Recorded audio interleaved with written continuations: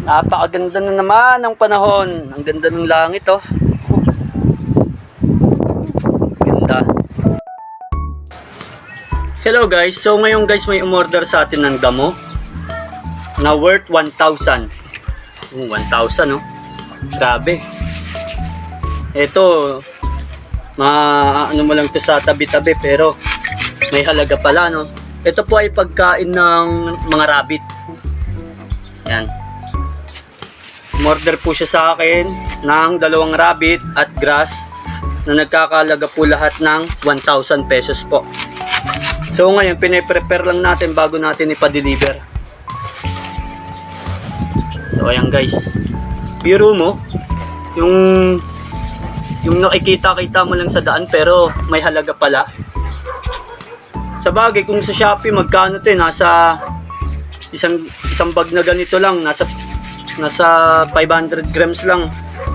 Nasa 100 plus din.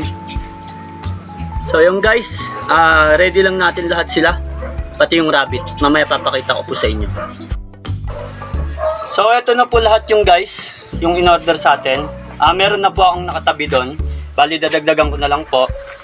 Isusok lang po natin siya sa tubig para po hindi po malantagad. Medyo hinihingal ako kasi akit panaog ako eh.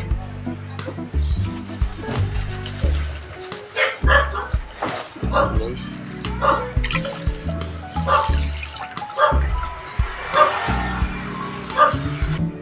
So ito na sila.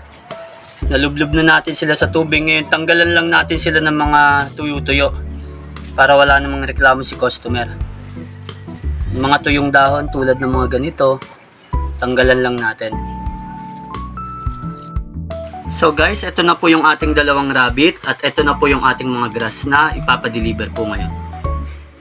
Kaya maraming salamat po sa mga umu-order po sa akin. Sa buhay talaga hindi paligsahan, no?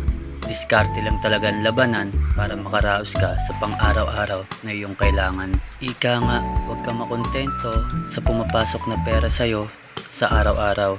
Sa halip, pagsumikapan mo pa na magkaroon pa ng source of income sa marangal na paraan.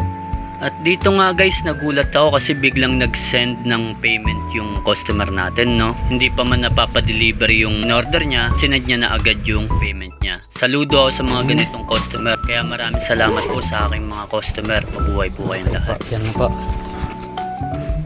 Okay boss, good luck. Salamat. Okay na po yan, bayad na po yan. Doon na lang yung payment sa akin. Doon na lang. Yung payment po sa inyo. Doon na lang po. Salamat boss. Thank you po.